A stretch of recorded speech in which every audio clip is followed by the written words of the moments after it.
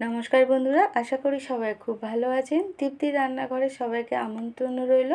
Thumbnail দেখে তোমরা নিশ্চয়ই বুঝতে পেরেছো আজ একদম ইউনিক রেসিপি তোমাদের সামনে নিয়ে চলে এলাম। দুর্দান্ত স্বাদের চিকেনের রেসিপি। তো লাইক দিয়ে তোমরা ভিডিওটা দেখতে থাকো, পুরো দারুণ টেস্টি হয় এই চিকেনের রেসিপিটা। পরোটা, রুটি, রাইস, পোলাও সব কিছুর সাথে যায়। তো দেখো পুরো ভিডিওটা তোমরা দেখো। প্রথমে কড়ার মধ্যে আমি তেল দিয়ে দিলাম, হাফ চামচেরও কম চিনি দিয়ে আমি সুন্দরভাবে নাড়াচাড়া করে নেব।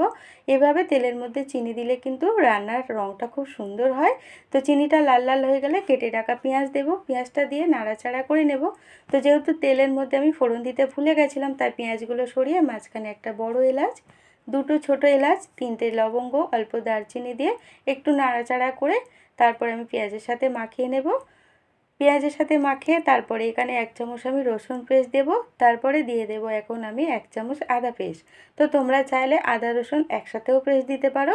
এখন আমি পেঁয়াজ, আদা, রসুন খুব সুন্দরভাবে ভেজে নেব যতক্ষণ না আদা রসুনের কাঁচা গন্ধ চলে যায়। আদা রসুনের কাঁচা গন্ধ চলে গেলে আমি এখন একটা পাত্রে নামিয়ে রাখবো, পরে কিন্তু আমার রান্নাতে লাগবে। তো দেখো চিকেনগুলো এখানে মিডিয়াম সাইজের কেটে নিয়ে এসেছে, আমি ভালোভাবে ধুয়ে জলটা ঝরিয়ে নিয়েছি। এখন চিকেনের মধ্যে কিছু মশলা আমি মাখিয়ে রাখবো। তো এভাবে রান্না করার আগে 30 থেকে 40 মিনিট আগে মশলাগুলো মাখিয়ে রাখলে চিকেনগুলো সফট হয়, খেতেও ভালো লাগে। পরিমাণ মতন লবণ দিয়ে দিলাম, 1.5 চামচ হলুদ গুঁড়ো, 1.5 চামচ লঙ্কার গুঁড়ো, 1 চামচ ধনিয়া গুঁড়ো, 1 চামচ জিরের গুঁড়ো, 4টে চিরা কাঁচা লঙ্কা আর 3টে বড় সাইজের টমেটো ছোট ছোট করে কেটে সেটা দিয়ে এখন ভেজে রাখা পেঁয়াজ, আদা, রসুনটা আমি দিয়ে দিলাম। ঝালটা কিন্তু অবশ্যই তোমরা যতটা খাবে সেই বুঝে দেবে।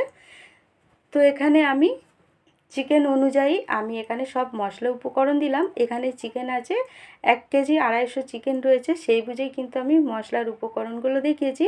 এখন সব উপকরণ মাখিয়ে আমি 40 মিনিট ঢেকে রেখে দেব। এখানে অফ ক্যামেরায় কয়েক টুকরো আলু হলুদ ও লবণ দিয়ে সুন্দরভাবে ভেজে নিয়েছি। তো তোমরা আলুও না দিতে পারো, তো আমি এখানে আলু ব্যবহার করব।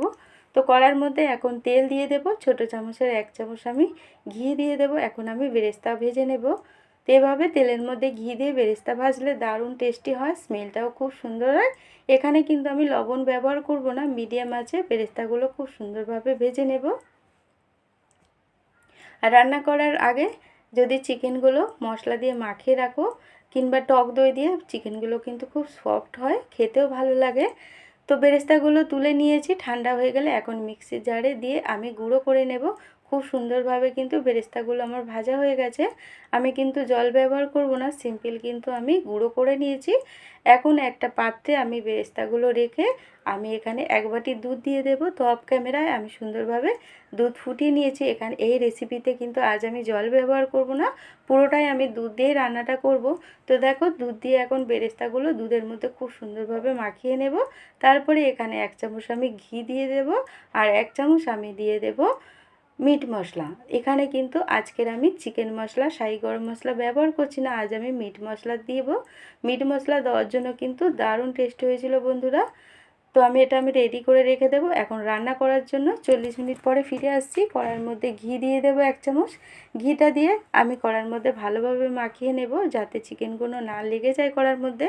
তারপরে আমি এখানে চিকেন দিয়ে দেব। আর কিন্তু এখানে আমি তেল ব্যবহার করব না। পেঁয়াজ, আদা, রসুন যতটা তেল দেওয়া ছিল ততটাই যথেষ্ট, আর এখানে আমি তেল ব্যবহার করব না। তো চিকেনগুলো দিয়ে 8 থেকে 9 মিনিট আমি গ্যাসটা বাড়িয়ে আমি কষিয়ে নেব। যেহেতু এখানে টমেটো আছে, চিকেনের মধ্যে দিয়ে জল বেরাবে, তার জন্য কিন্তু আমি গ্যাসটা প্রথমে বাড়িয়ে কষিয়ে নেব। তো দেখো জলটা কিন্তু অনেকটাই শুকিয়ে গেছে, এখন কিন্তু অল্প অল্প তেল ছাড়ছে। এখন আমি মিডিয়াম আছে বাকি রান্নাটা করে নেব। তো দেখো অনেকটাই কিন্তু তেল ছেড়ে এসেছে, কালারটাও খুব সুন্দর আসছে।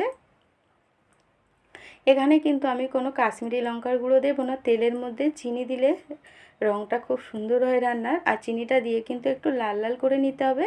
তো দেখো খুব সুন্দরভাবে আমার কষানো হয়ে গেছে অনেকটাই। তো এখন আমি ভেজে রাখা আলু দিয়ে দেব, তেল ভালোভাবে ছেড়ে গেছে আর আলুগুলো কিন্তু আমার ভাজতে ভাজতে অনেকটাই সিদ্ধ হয়ে গেছিলো। তো আলুগুলো দিয়ে আবারও আমি সুন্দরভাবে কষিয়ে নেব। তো টোটাল আমি এখানে 25 মিনিট মতো চিকেনগুলো 8 মিনিট মতো গ্যাসটা বাড়িয়ে কষেছি, বাকিটা আমি মিডিয়াম আঁচে কষিয়ে নেব। তো ভালোভাবে কষা হয়ে গেলে এখানে আমি ফুটিয়ে রাখা দুধ দিয়ে দিলাম। তো দুধটা দিয়ে আবারও আমি 5 থেকে 6 মিনিট ফুটিয়ে নেব। তো চিকেন ও আলু খুব সুন্দরভাবে কিন্তু আমার সিদ্ধ হয়ে গেছিলো। তো গ্যাসের আঁচটা এখন আমি কমিয়ে ভালোভাবে ফুটিয়ে নেব। গ্যাসের আঁচটা বাড়ালে ঝোলটাও অনেকটা শুকিয়ে যাবে আর চিকেনগুলোও সফট হবে না। তো যার জন্য তোমরা নিশ্চয়ই দেখে বুঝতে পেরেছো আমি গ্যাসটা কিন্তু অনেকটাই কমিয়ে রেখেছি। তো খুব সুন্দরভাবে ফুটিয়ে নিয়ে এখন আমি দুধ, বেরেস্তা, ঘি ও মিট মশলা সেই পেস্টটা দিয়ে দিলাম। দিয়ে খুব সুন্দরভাবে মাখিয়ে আমি আরও 2 মিনিট গ্যাসটা কমিয়ে ফুটিয়ে নেব। তো বেশি কিন্তু আর ফোটাবো না, তাহলে যে মিট মশলা ও ঘিয়ের স্মেল সেটা কিন্তু থাকবে না রান্নার মধ্যে। তার জন্য কিন্তু আমি 2 মিনিট মতো একটু নাড়াচাড়া করে আমি গ্যাসটা বন্ধ করে দেব। তো বন্ধ করে আমি ঢেকে রাখবো আরও 10 মিনিট মতো। তো দেখো 10 মিনিট পরে ফিরে আসছি, কতটা সুন্দর হয়েছে, টেস্ট কিন্তু দুর্দান্ত হয়েছিল বন্ধুরা। এখন একটা পাত্রে আমি নামিয়ে নিচ্ছি, তারপর উপর থেকে কিছুটা আমি বেরেস্তা দিয়ে দেব সুন্দর দেখার জন্য। তো এই রেসিপিটা দারুণ টেস্টি হয়েছিল, তোমরা একবার এভাবে বানিয়ে দেখো আর কমেন্টসে জানিও কেমন হয়েছে আজকের আমার এই রেসিপিটা। তো যদি তোমাদের এই রেসিপিটা ভালো লেগে থাকে লাইক, কমেন্ট, শেয়ার করে দিও। নতুন বন্ধুরা সাবস্ক্রাইব করে পাশে থেকো, লাইক দিয়ে পুরো ভিডিওটা দেখার অনুরোধ রইল বন্ধুদের। নতুন পুরনো বন্ধুদের অনেক অনেক ভালোবাসা ও শুভেচ্ছা রইল। আজকের মতো টাটা বন্ধুরা, সবাই খুব ভালো থাকবেন, সুস্থ থাকবেন। আবারও আসবো নতুন কোনো একটা রেসিপি নিয়ে। টাটা।